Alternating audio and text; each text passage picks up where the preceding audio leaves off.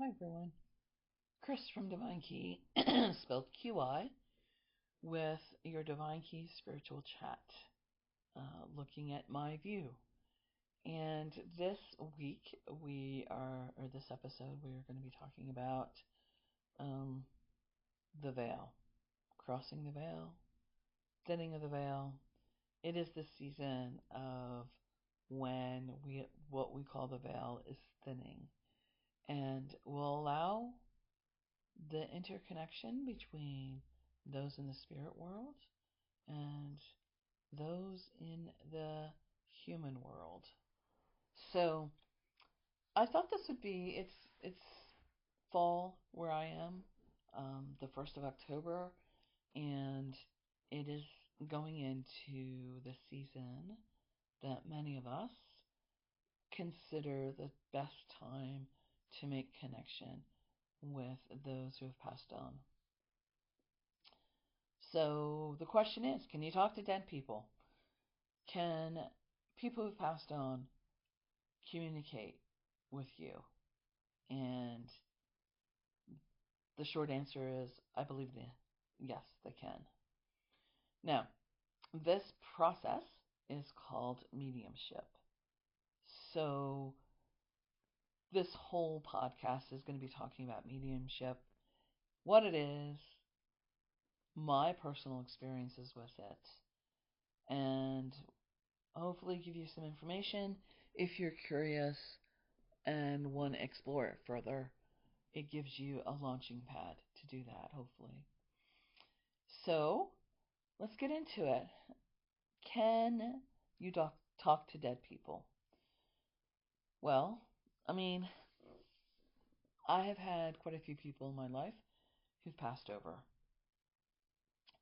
And I have, over the years, gone to mediums who specialize in bringing messages from those who have passed on over to us so that we can understand it. I've also been a part of a mediumship group where we gathered to practice mediumship. And through those experiences, I would say yes. My experience has been that you can communicate with those who have passed on. Now, this is just my personal experience. Um, Mileage may vary depending on who you are and who you've dealt with and talked to.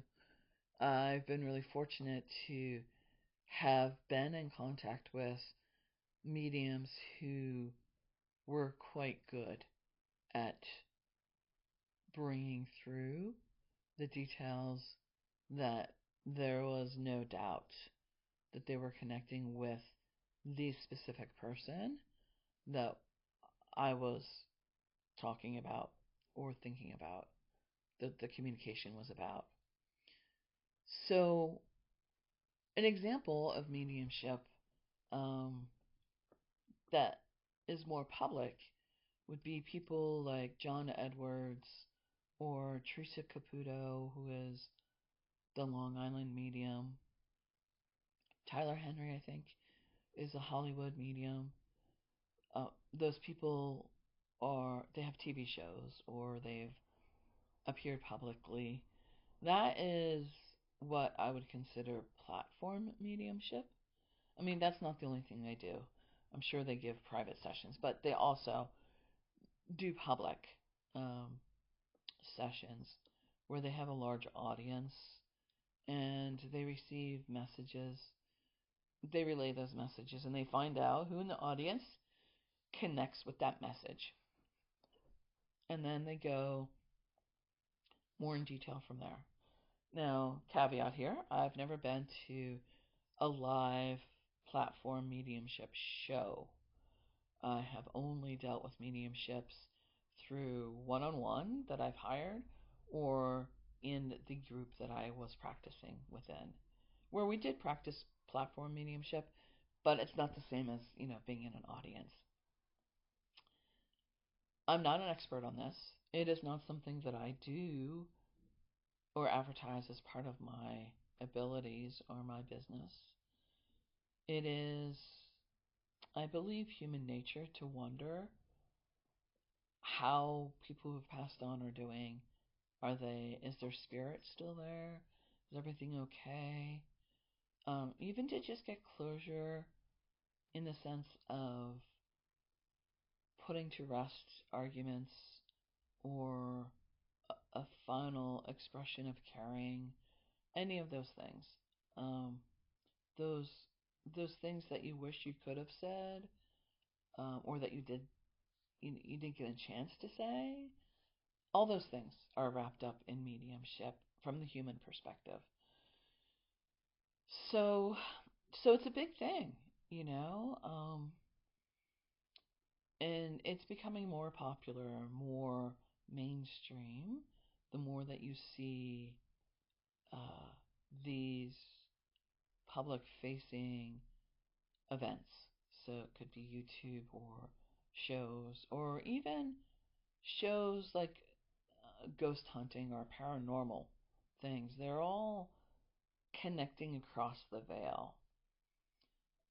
I want to put a huge warning, a caveat, right here at the beginning that says I'm expressing to you that it's if you're going to do anything with this, it's important to create a safe environment and to do it in, meaning create a sacred space, set up some energetic boundaries, vocalize how much connection you want with the spirit, be respectful of spirits that do communicate with you.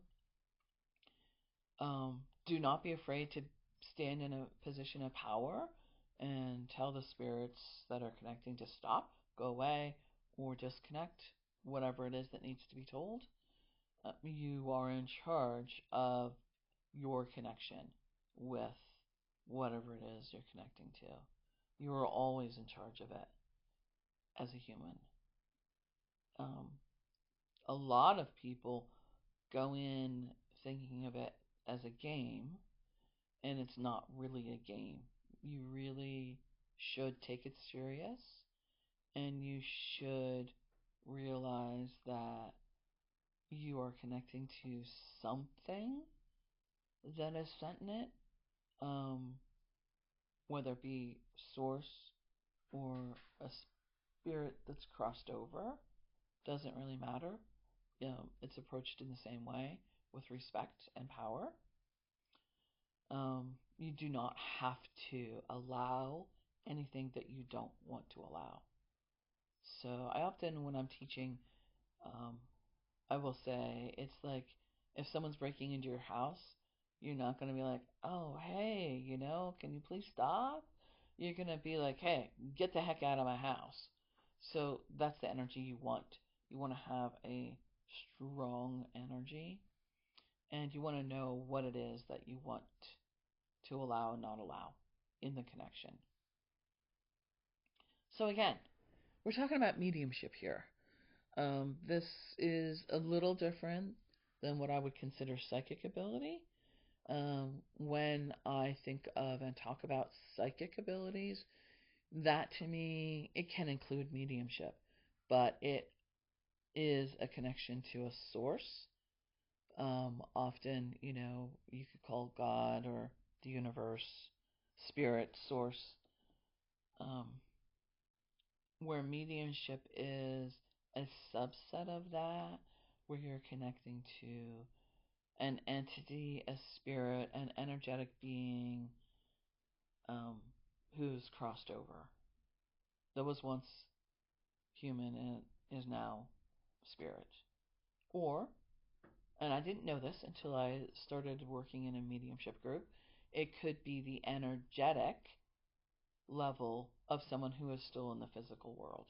So someone who's still alive, still physically here as a human being, but when you connect to them through mediumship, you're connecting to their spirit, their energetic signature.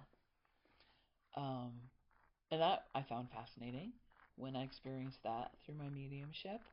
That and it's important in that case, which I don't know that a lot of mediums do this, but it's something I found useful is at the beginning when you connect to ask, are you in spirit or are you in physical? Or are you dead or are you alive? And they may, I guess, there's been cases where spirits don't know they're dead. Um, so I always say, are you in the physical or are you in the energetic spirit world? And that brings us to the point of what the season is, right? When I say crossing the veil is the division between the physical world that we live in and the spirit energetic world of ghosts and entities and spiritual connections. And um, when the veil thins, usually in the spring and the fall are the main times that we consider the veil being thin, is when you can cross over and make that connection. It's easier, it's not as dense to get through to the spirit world. And where I live, that would in the fall would be like September-ish, October, November into December, and maybe a little bit further into, even February. But definitely, with the holiday that we call Halloween and All Souls Day occurring in October and November, those are times when even certain religions have a belief that it is a time when we can connect to those that have passed on. Um, so, if you're interested in mediumship, then this is a time when you can get a group together and maybe start practicing it if you'd like to. And I would strongly suggest that if you do want to explore mediumship, that you do it as a group. So let's explore mediumship a little bit. My personal experience, we'll start with, I just went to medium. I had some loved ones who had passed on, and a friend of mine had said, I know a medium, so let's go talk to them. So we did. And my experience was that the medium knew things that they couldn't have known unless they were getting it directly from my person who had passed on, my loved one. And we're talking real specific. We're not talking about, like, for example, a platform medium like John Edwards or someone might be like, I'm receiving a name of a person that begins with J. And, someone in the audience is like, knows Aunt Jane passed away and is probably coming through. And they'll be like, I know someone who passed on. And they go from there, right? So they start with something pretty general, and then they might get more details. As I said, I've never been to a show, I don't know, but that's where they pull out things that could be common to more than one person. Um, when I went to see Medium for my own personal connections, um, the information that came through was very specific. One example is that the message that came through was an image of a graphic T-shirt, um, which I don't know is common or not, but I don't think is common. But it wasn't just that she described a graphic T-shirt, but she described the words and the exact images on this particular graphic T-shirt um, that my loved one was buried in, and it was interesting in the fact that it wasn't necessarily a common graphic that you would think of. I don't think so, at least. And it was not anything that I have publicly facing. In fact, I don't even know that I have anything privately facing. I don't know that I have a photograph of the actual shirt. So for it to come through, there's only one way, and that is that she was able to see that person wearing the shirt. Um, so that was one example. There were other examples that are also very personal and detailed that made sense to me one on one. I also had my own experiences of, when we ask, um, can you talk to the dead? Or are they sending us messages? Because I I feel strongly that my father visited me at his time of passing. It was early morning hours. Maybe I was dreaming it. Maybe I was asleep. Maybe I was awake. I don't know.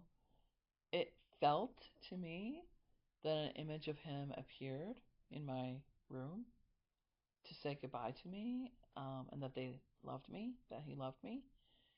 And there was no doubt the image was my father. How it came to me, like I said, maybe it was a dream, maybe it wasn't. I certainly believe it was my father saying goodbye.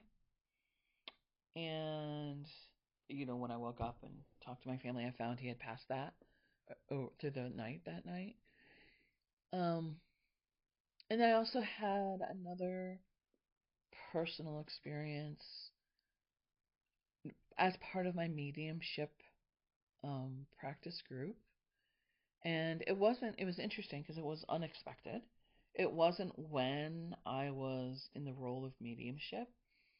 It was actually before we even began the mediumship part of the night.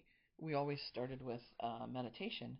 And this particular evening, for some reason, probably because the energy was um, available and open to receiving. And it was interesting because I was taking this mediumship uh, practice.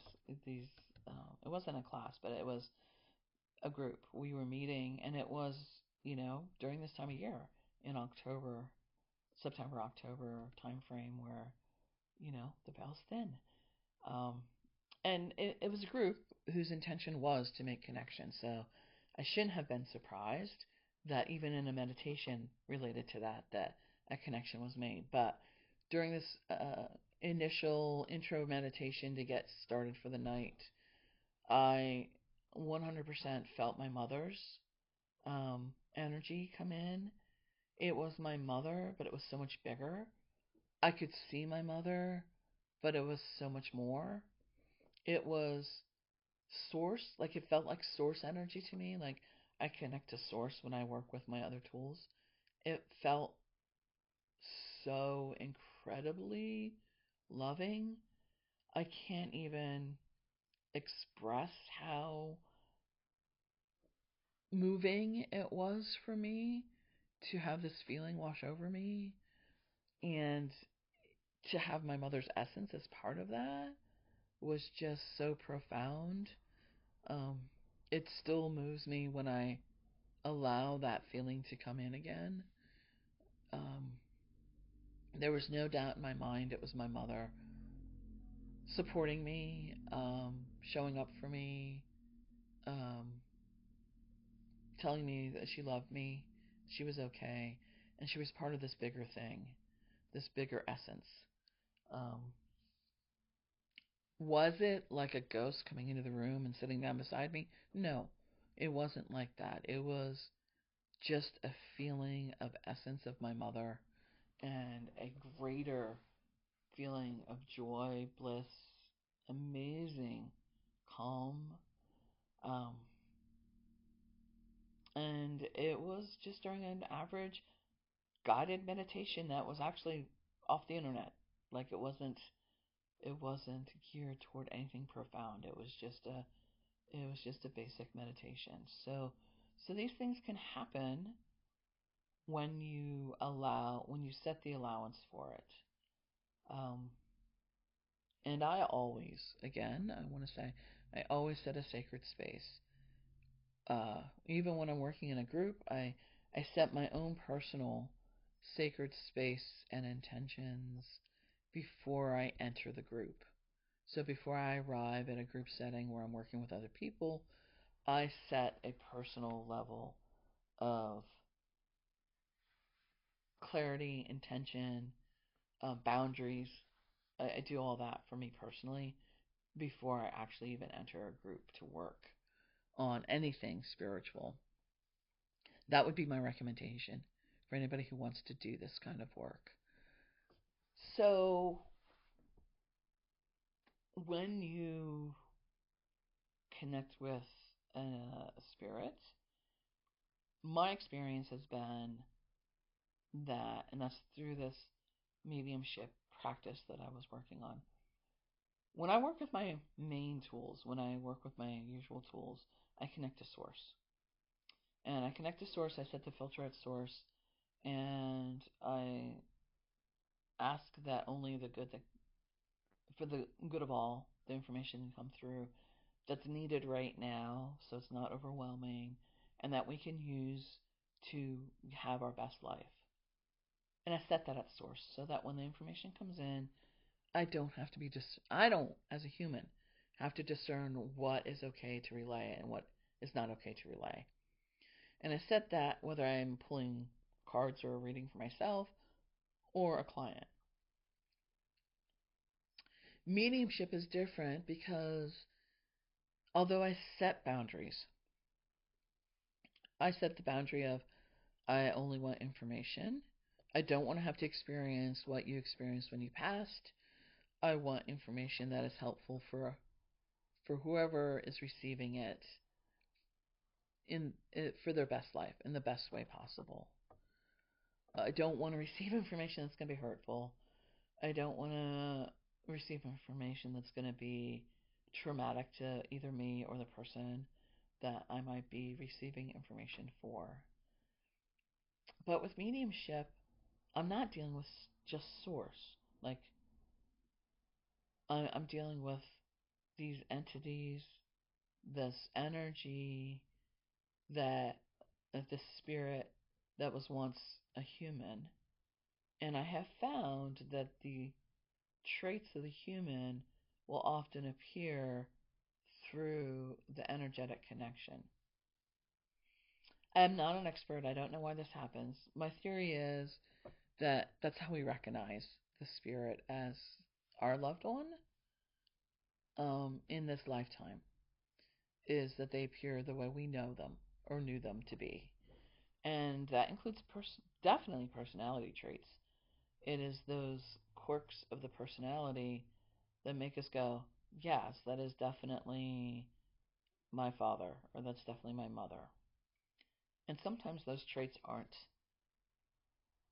the most useful or pleasant. Um, if your loved one was a trickster, someone who liked to play jokes or teased you a lot, that's the energy that's going to come through in a pure mediumship connection. Now, I have experienced mediumship connections through my work when I'm connected to source. That's a whole different thing.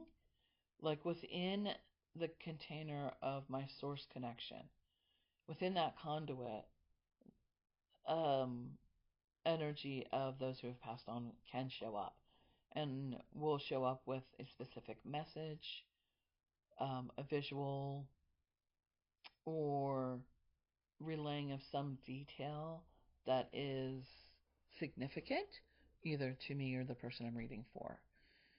And more in confirmation than anything else. Um, I don't trust mediumship connections for anything that would be futuristic. I don't know whether or not they know what timeline they're in, whether we're in the same timeline, whether what they're seeing is where we're headed. I mean, as humans, we have free will, so we may or may not go down that timeline. In fact, I don't do future readings or predictions of any type in the other work I do. It is about unraveling and navigating what's going on currently and the past and looking toward the future on decision making, but not predicting. So, mediumship is a way to get closure, to get confirmation, to release energetic connections, to get the ability to have a chance to say maybe something you didn't get a chance to say, or to receive information that you wish you had related to the people that have passed on. Now, there's another layer of mediumship that I experienced as part of the group, and that is physical mediumship. And I want to bring this in so that you're aware. Um, and that is when the energy actually comes into the human body and almost transforms the host into the energy of the person who is communicating, the one who's passed on. So my experience with this was on the outside, watching someone who was in the middle of a physical mediumship, and their physical look changed. I don't know how. I don't know the mechanics of it. I can just say that they looked different. And their voice completely changed. Like a completely different voice came from their body. Um, they were bringing through a message for someone in the group, and it made complete sense. And that person who was in the group acknowledged who was coming through and acknowledged what they were saying and was able to have a conversation that they wanted that they didn't have before the person passed. And but here's the thing. I don't allow physical mediumship of my body because I don't know what would be too much for my physical human body to take. So there's no way I'm going to allow physical mediumship. I'm only going to allow any kind of mediumship to come through, preferably through source. That is my favorite way to receive mediumship. I did practice mediumship outside of the conduit of source when I was part of the group because I wanted to understand what it was, but it's not a way that I want to practice mediumship personally. So if you come to me, if I'm doing mediumship, it's through the conduit of source, and I'm receiving information that's needed, and closure that's needed, or information that you've asked about related to the person. Um, there was, I'm trying to think of a movie. There was a movie, I don't remember, but like you see in Hollywood and you see on TV, people talking to spirits a lot, like ghost hunters, paranormal shows, um, just different things. Just be aware that you are in control as a human being. You can tell them no. You can tell them to go away. You can tell them to stop. You can tell them to leave. Um, they do not have access to you as a human being unless you allow it. And that it's not all fun and games, right? Like, be respectful. Like, they're not going to want to be played with, um, toyed with, you know? I do understand that it's fascinating in so many ways, but it still requires respect. And um, have have an idea of what you're interested in accomplishing through doing this. And it's the beginning of this season. You have some time to go in and practice, to see what comes from it, see what messages they give you, see how it appears for you, and be well. Be well as you access realms beyond the physical realm that we're in. And I hope that if you do explore mediumship, that you find peace in that, that you find closure, that you find a sense of well-being in the knowledge that those who have passed on can relay back to us what's happening and how they are.